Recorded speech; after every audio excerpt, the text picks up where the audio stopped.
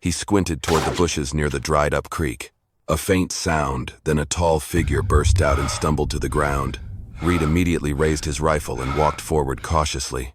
It was an Apache woman. Her body was covered in dust and dried blood, veins bulging in her arms.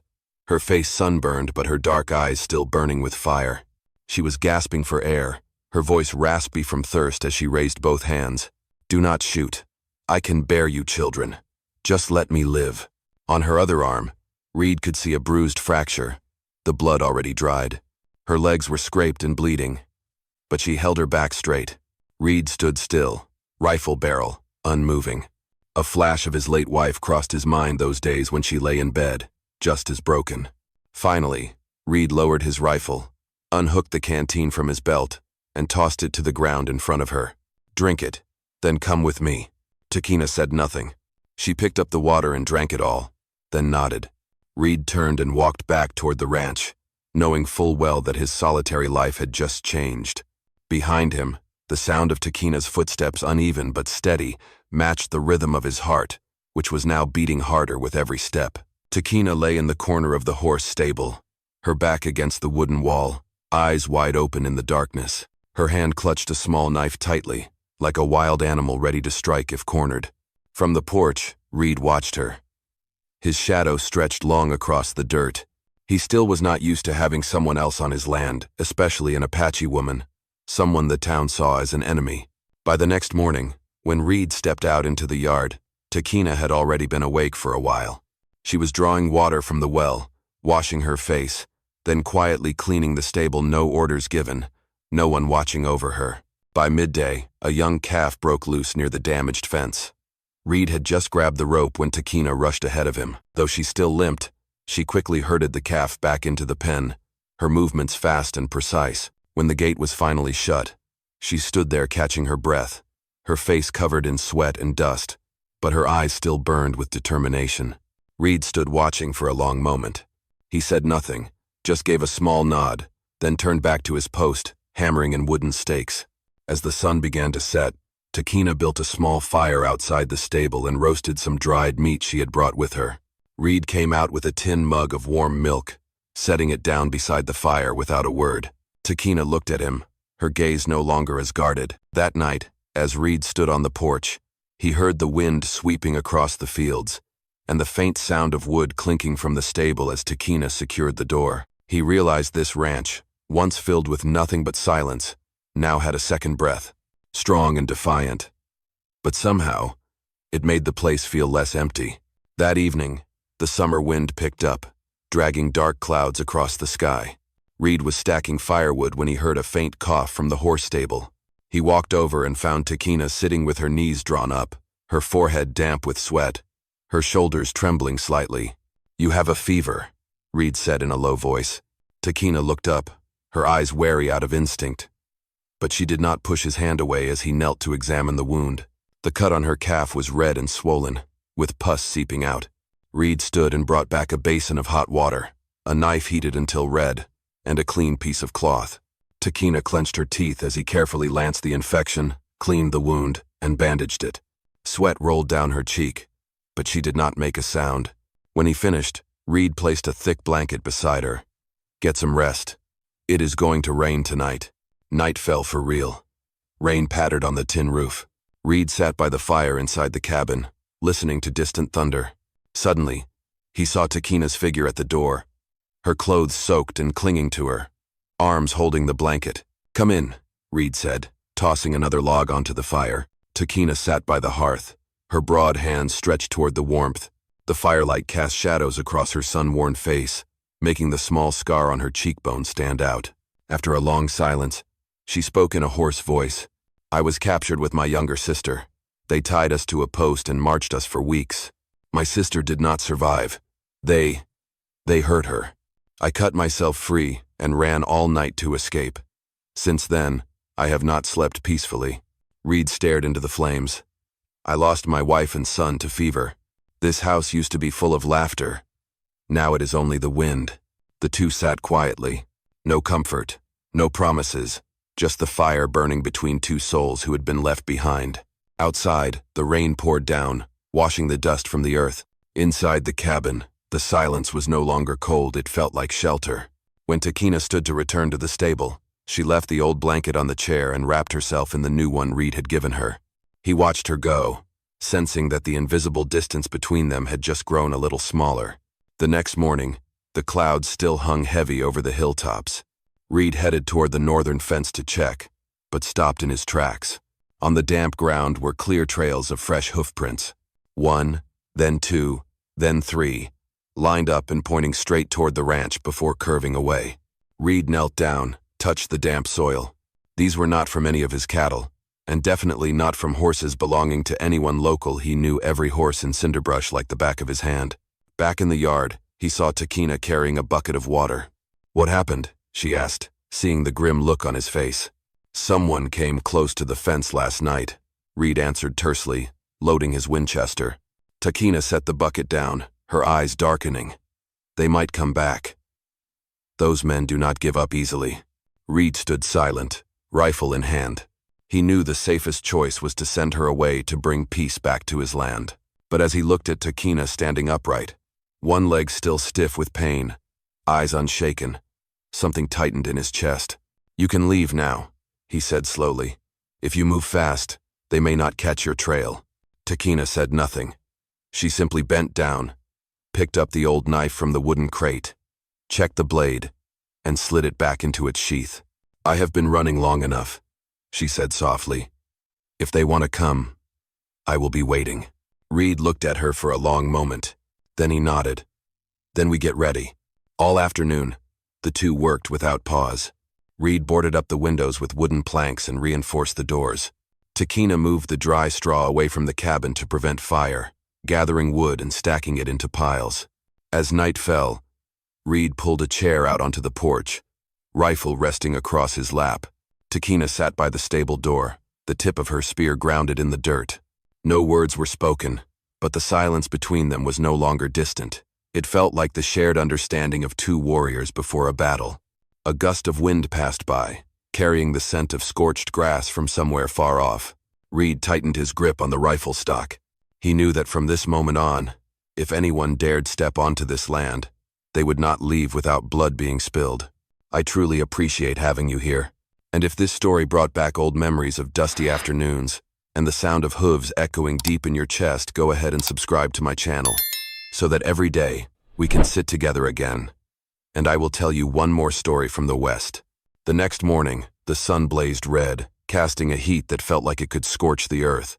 Reed carried a box of nails out to the field, and Takina followed behind with a bucket of water.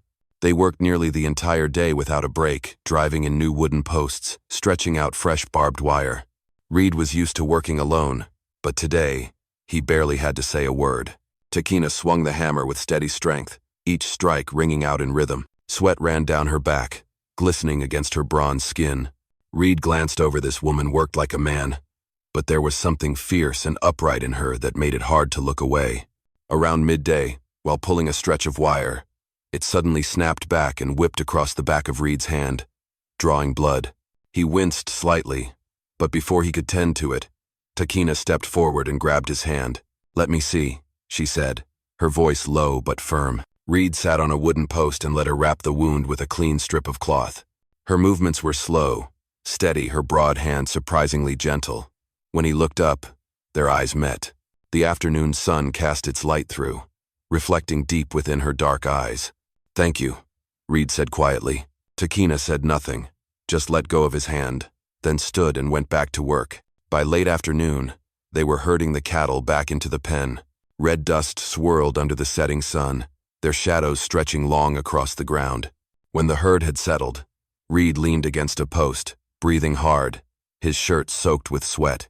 Takina sat on the porch steps, breathing heavily too, her face smudged with dust but her eyes still burning bright.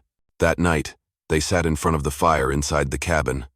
No words, just the sound of wood crackling in the flames. Reed poured a cup of coffee and handed it to her. Takina took it, drank a small sip, then set it down. The moment hung between them, taut as a drawn bowstring. Reed leaned back in his chair, eyes fixed on her face. Takina slowly leaned forward. The kiss came naturally, not rushed, not forced, like an unspoken truth that they had found each other in this harsh land. When they parted, Reed simply nodded, then stood to add another log to the fire. Takina turned away, but the corner of her mouth lifted the first smile she had shown since the day she arrived. That night, for the first time, Reed slept deeply. The wind no longer sounded like morning. The following afternoon, the sky was eerily overcast. Reed was inspecting the cattle pen when he heard the distant sound of hoofbeats. He squinted toward the fence. 3 riders were approaching, red dust swirling behind them. Reed set the bucket down and walked straight onto the porch. He took the Winchester from its place on the wall, loading it slowly but with steady hands.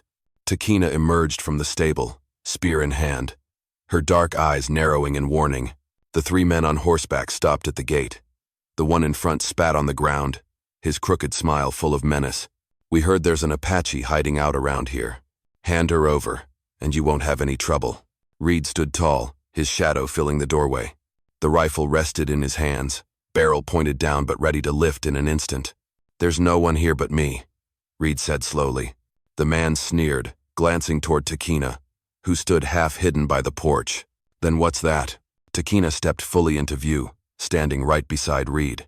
Her shoulders were bare, old scars etched clearly beneath the dust. She did not lower her spear. Her gaze locked onto the men, unwavering. "She stays," Reed said, his voice like steel.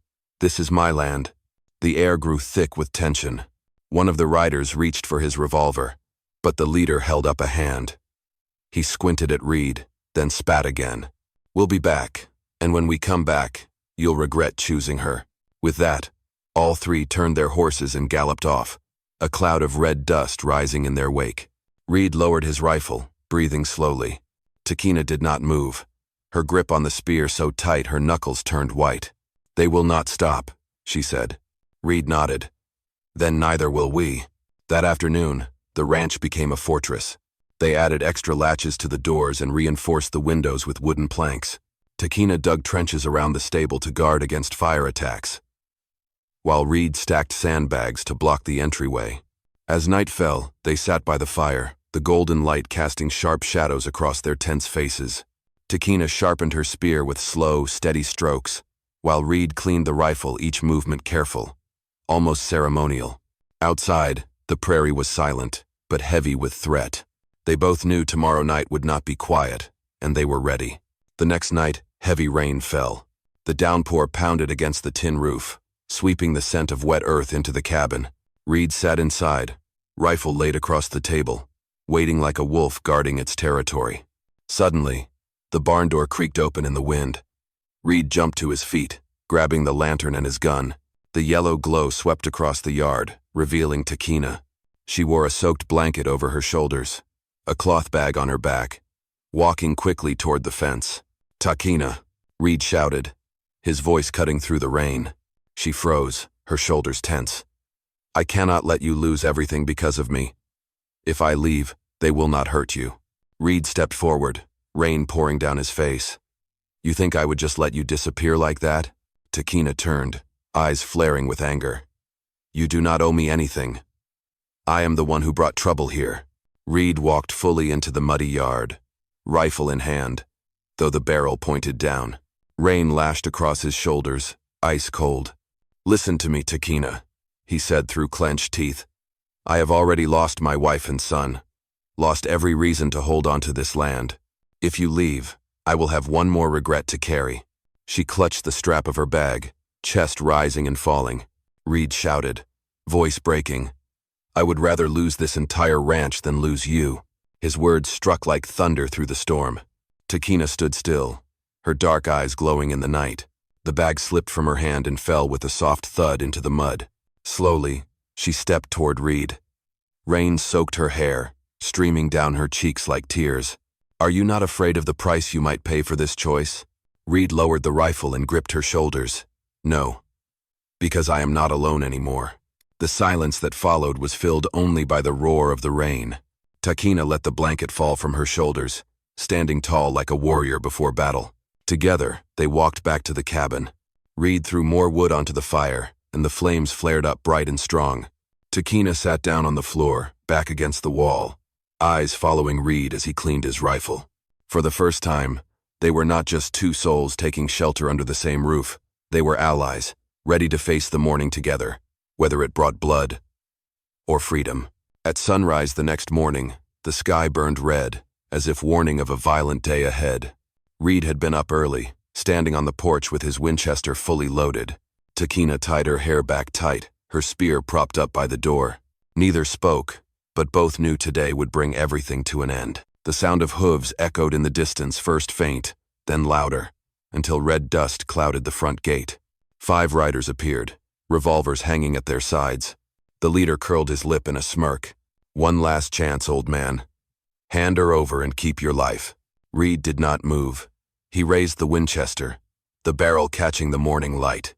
"You set foot past that fence, and none of you leave whole."